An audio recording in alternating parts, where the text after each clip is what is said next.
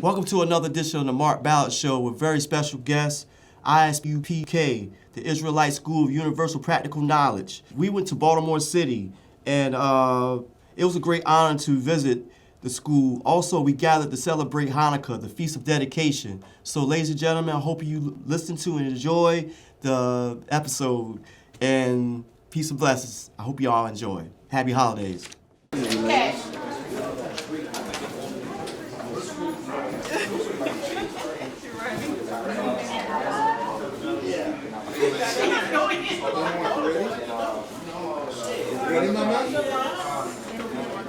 Welcome to another edition of the Mark Ballard Show. We are live in Baltimore City with the ISUPK.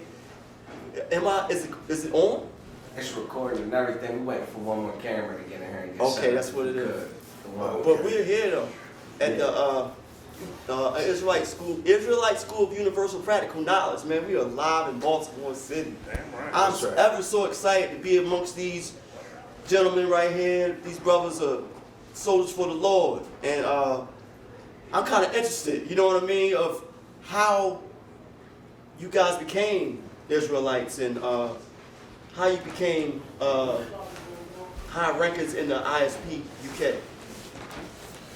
That's a very interesting question that you asked, and I think that's one of the heavier foundations that this school is built on. How each one of us was introduced to this truth, introduced to this school, is through Commanding General Yohana's hard work, and that hard work actually means he raised men up that were men that was drug dealers. They was thugs, what the society would consider thugs. They were pimps. We were the worst of the worst. And we met this brother, and he opened the Bible up, and he showed us who we were. He showed us our true identity. And because of him showing us who we were able to break free from society and the norms of society and what society expects us to be. So we're forever grateful to Commanding General Yohana for introducing us to this truth. And then after that, once you get the truth and you learn about the Lord, it's just hard work and it's perseverance. And you have to have a love for your people, and that's what we have. We have a love for our people. A strong love for our community, and it's very, very important. Good brother, can you tell us what your name is?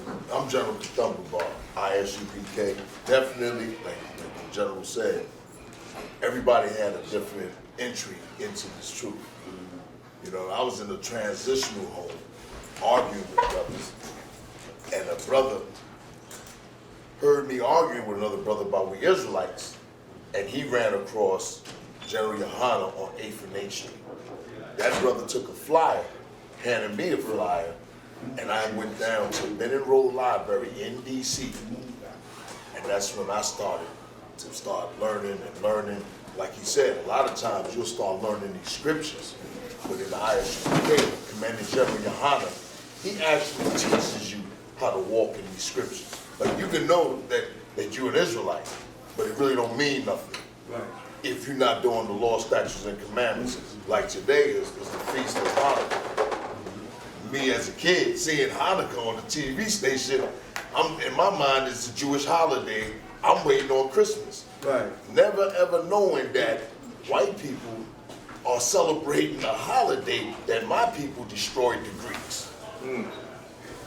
Didn't know that myself, for real. I learned something. Right. When I seen Hanukkah across that flyer that y'all sent me, Right. I'm like, Hanukkah? I said, let me see what this is about. I can't wait to come over here and ask y'all, what does that symbolize and what does that mean? You know what I mean? So could you please elaborate on the book of Maccabees? Because that's what we was talking about tonight. Right. The book of Maccabees is the recording of the Israelites being oppressed and eventually overcoming their enemies by the hand of the Most High. And this is basically, like with anything, like Zephaniah 2:1 is like one of the bedrock scriptures that we live on. Like that's really the solution to the immigration crisis. Gather yourselves together. And that's what we really, in everything that we do. Like we're nothing if we have all these different religions and different groups and black people trying to get money. Black people have always gotten money. You know what I mean? It's how we operate within ourselves and within the heathen nations. Black people don't know how to do that. We know how to get money. Repeat what you just said, the heathen nations? The heathen nations, like we deal with the Arabs, you know what I mean? Like the East Indians, Right. you know what I mean? The Chinese. We was talking about it today, how black people always feel the Hispanic tribes, when they come over here, they taking something from us, right? Like black people are losing money that the Latinos are over here and they're being housed. But I remember General Muhammad saying something heavy, and I always thought this: even if America wasn't going to spend on the Latinos, they sure weren't going to spend no money in Baltimore on black people. Right or wrong? The drug addiction is crazy in Baltimore. Right. So, I mean, I don't want to take up the other brothers, You you know, just go time. ahead. Good brother, can you introduce yourself? Hi, shalom everybody. I'm 6th Shield General Ballard from Washington, D.C., by way of Baltimore as well, you know what I'm saying? Here in Baltimore, celebrating the Feast of Hanukkah. You know what I'm saying? Feast of Hanukkah is somewhere that every black and Native American, Indian, so-called Latino needs to be. You understand? This biblical victory that we see in the Apocrypha, those books that the Protestants and the Catholics hid. They hid those books. Those hidden 14 books show you a race war, which is destined for America. You know, these things is about to happen to pop off again. Don't worry about the war in Israel. The real Jews is getting oppressed still and in hell, in slavery in America. That's just the sideshow. The real show is how you treat your brother in this captivity. We got to come up on a level real quick. I don't understand. People don't understand that we are at war right now. As far as the spiritual and mental mind state, we are at war, ladies and gentlemen. Y'all don't got to realize that the Most High is trying to get all of our attentions, to let us know that it's something great about to happen. You know what I'm saying? It's time for unification. We definitely need unification. I admire these brothers I commend these brothers for taking a stand on the front lines in these major cities. And I always wanted, when I was staying here in 08, 09, I see y'all brothers out there on Penn North at the train station on Sundays. I was like, yo, I always wanted to introduce myself to you guys and talk to you guys. I always wanted to be a part of it. So I'm happy that my platform has opened doors for me to talk to you guys. It's definitely an honor. I heard you mention the word unification. Yes, sir. And it's important that when we mention the word, or we use the word unification in our communities, that we understand what we need to unify under. Because we've tried to unify under so many different things. We tried to unify under Christianity. We tried to unify under Islam. We try to unify, even when it comes down to our jobs, working on our jobs with the unions. What our problem is we don't know what to unify under. We don't know what to come back together under. And what we need to unify and come back together under is the laws, statutes, and commandments of the Lord. And once we do that and we put the Christian church, we put the Muslim mosque, which are other religions that don't even belong to us as a people. Once we unify under God's laws, statutes, and commandments, and we start to keep the laws, statutes, and commandments of the Lord, then we'll start to get our head and see us as a nation of people rise above. Other than that, we're going to always be down, because you also mentioned that we at war. Yeah, but who are we at war with? We're at war with ourselves, man. It's self-explanatory, because we see it in our hoods, we see it in our communities. We at war with ourselves because of the simple fact we are hard-headed people. We don't understand the fact that God is trying to wake us up as a people. And guess what? They don't even care. When we start talking about these type of things, the first thing they say is that I don't give a F. I don't care about all that. Nobody wants to hear all that. But God's trying to wake us up, especially us black men in America. We need to stand firm for our women and children. Right. Because the family structure is erased. And what we need to do is keep applying pressure to these people in our communities. I commend y'all. Y'all some soldiers, man. And that's what we need. That's what we need in society. To line up and stand firm for our communities, because these babies are going haywire. And they act like they know where they're going when they go to the prison. They do. They don't even know where they're going when they go to prison. They out here walking around blindfolded and thinking that, what are you proving? Man, I don't understand. I'm tired of repeating myself though. You know what I mean? Absolutely, because we're really a nation of soldiers. Yes, we are. That's why you see so many brothers out here in every neighborhood, every black neighborhood across the country. We fighting each other. We harming one another. It's because the Lord gave us a warrior spirit. Right. But right now, being that we don't know what the war against, now what we're doing is we warn against one another when we should be warned against our oppressors. Let me ask you a question. Let me ask you a question. They saying that the black race has been cursed. Have we been cursed? Can you elaborate on that? Because they're saying we are cursed. According to the Bible, according to the scriptures, when you go to the book of Deuteronomy, the 28th chapter, and you start to read from the book of Deuteronomy, the 28th chapter, in the first verse, from Deuteronomy 28:1 through Deuteronomy 28:15, the Lord told us the blessings that we was going to receive if we kept his laws, statutes, and commandments. From Deuteronomy 28:16 all the way down to Deuteronomy 28:68, the Lord told us the curses that was going to befall upon us for not hearkening unto his laws, statutes, and commandments.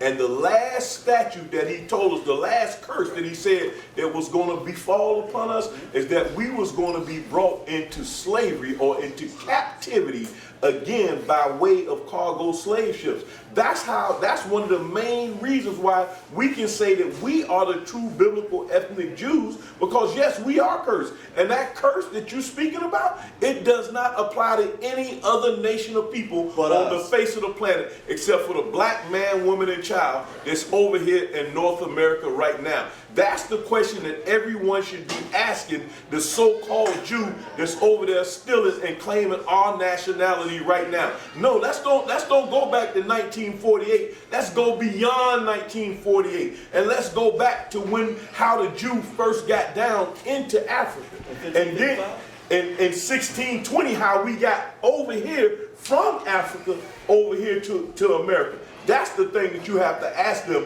What about the diaspora when we left? When the Roman Empire said they was going to put an end to the state of Jerusalem, and the Jews fled into Africa. Right. If the so-called white man was actually a Jew, if he fled into a race of dark people, you can say, well, look, you're a Jew, you're a Jew, you're a Jew, we're going to kill you, and you. But right now today, if you take 20 so-called Africans that come from Africa, and you take 20 so-called black Americans, and you mix us all up together, we can identify the difference between one another. But if you ask the white man, tell the difference between us, they can't do it. And that's how the true biblical ethnic Jew actually made it through the persecution from the Romans, and then we fled down into Africa, and then in around the 1600s, of course, early 1500s, mid 1500s, they started getting us and they started bringing us over. And in the 1600s, here we go. This is where we at right now today. That's the history. That's the curse that you're looking for, and that's the curse that's hidden from everybody that they don't want to talk about. Let me ask you something else. What do you feel about the Willie Lynch? The Willie Lynch letter. Can I answer? Can you please answer that question, please, sir? Here's the problem with the Willie Lynch letter. The Willie Lynch letter was a made-up letter, man. A lot of black people.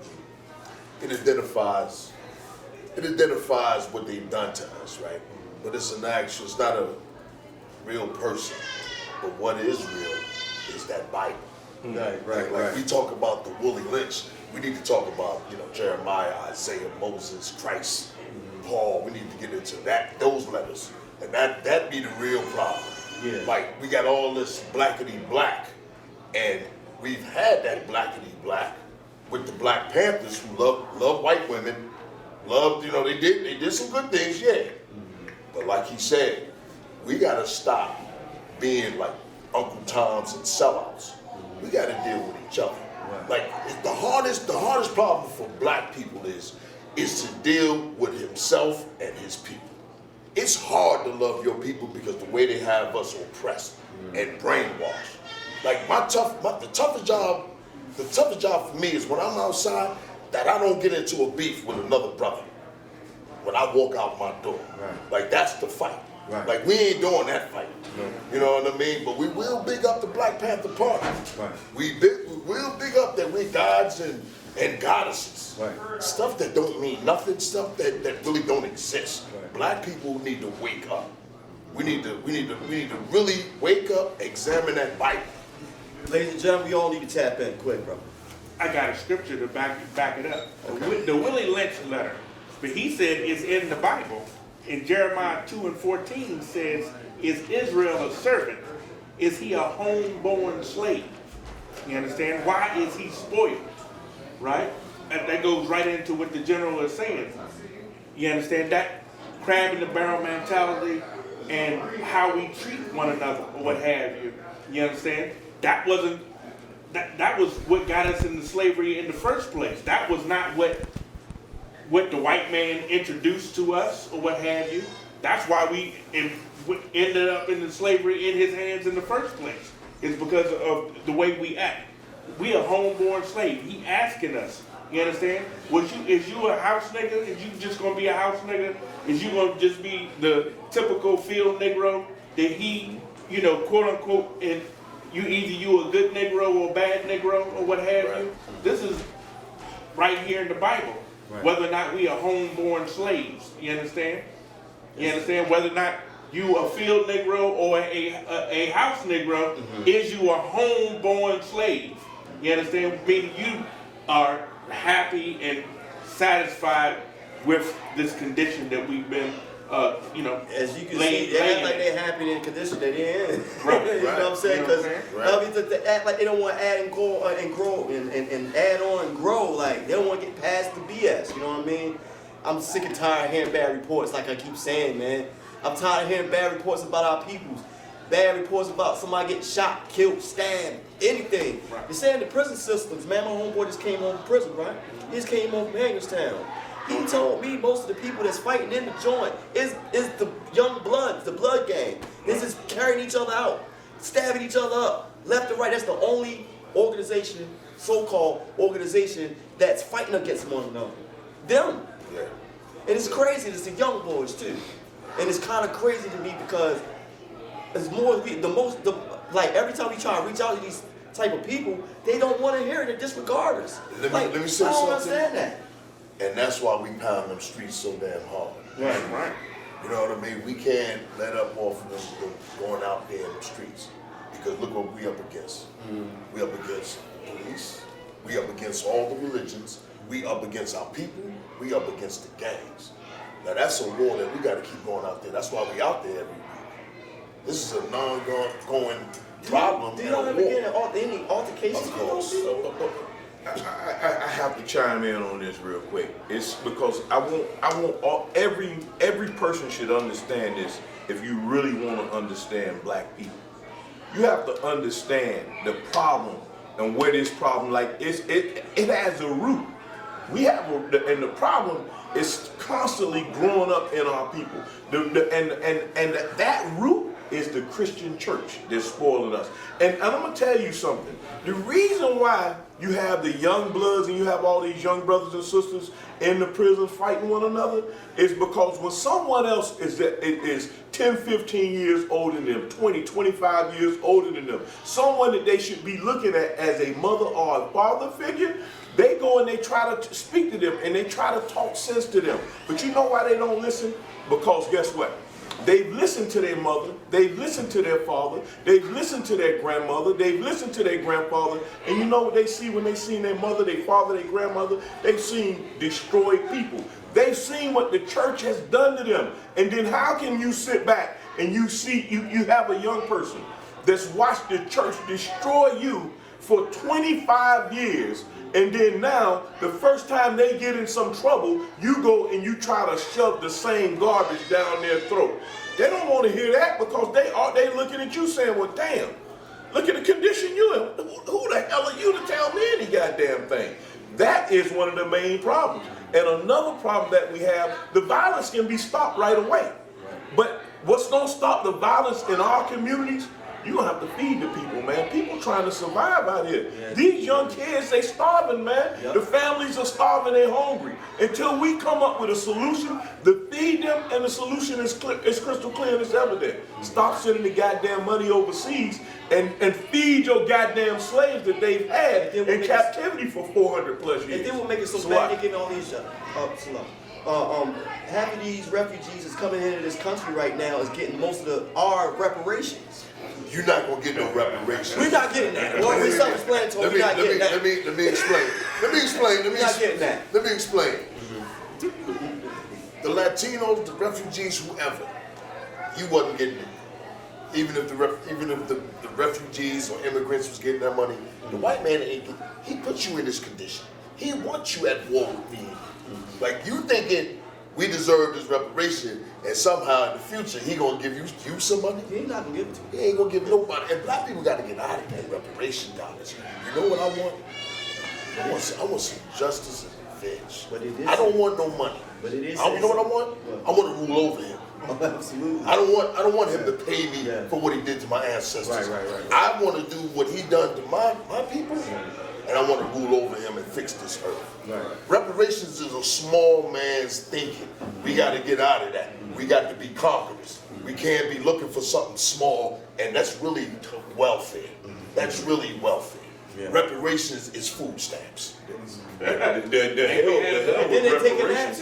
What we really need is we need separation. Everybody who has a job. That's what we need. Everybody who has a job gets $20. We need to be separate from him. Yes, that's what we don't understand as a people. Yes, like what we got to understand is this. We cry about brothers and sisters that get killed by the so-called white man all the time. And God says, and he tells us to gather ourselves together like the brother said. And he tells us to separate from them. If you're not around the white man, if you're 50 miles away from him, can he pick up a gun and then shoot you? No. So the problem is not that we need reparations. What the problem is, we got to separate ourselves from him because we got different laws, statutes, and commandments that God commanded us to keep and to hold his laws, statutes, and commandments dear. But instead of brothers and sisters over here right now with us, keeping Hanukkah, which is what a commandment of the Lord, you know what we looking forward to? We're looking forward to Christmas in 2 weeks, 3 weeks. We want Christmas. And what's going to happen on Christmas? You're going to go out and you're going to spend $500, $600, $700 on some toys that's going to be broke up in 24 to 48 hours. The father going to get too drunk. The mother going to tell him, Joe, you embarrassing me in front of everybody. They're going to get into a full out fight, and then the police going to be called. That's what happens. We don't want to keep God's laws, statutes, and commandments. And again, like you said earlier, we being pacified. How do we continue to be pacified? We got Christmas. Then next thing you know, we got Valentine's Day. Then next thing you know, we got Easter. Then what's after Easter?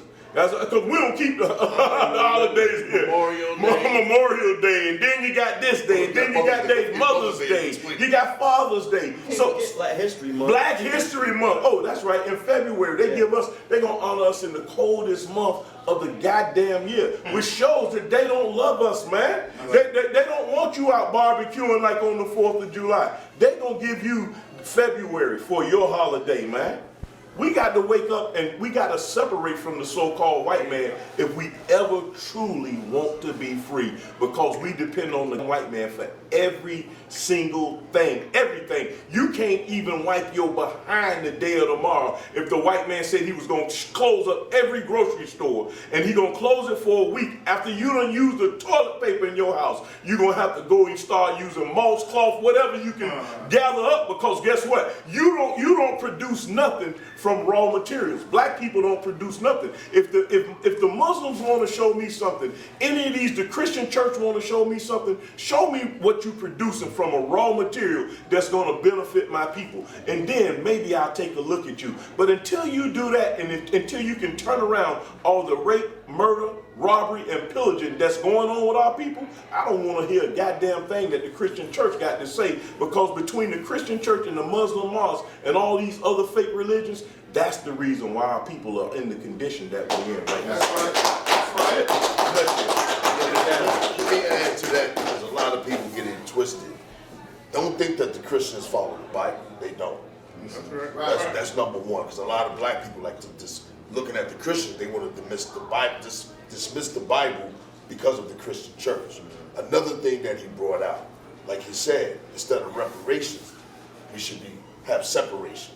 And in that separation and in that Bible, the Lord said, we stay separate, we do what he say do, he gonna put us above our enemies. That's right. That's like we ain't never tried that.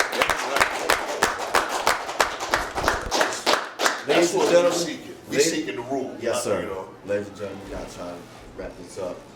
Is there any more things you want to say, sir? I'm good to go.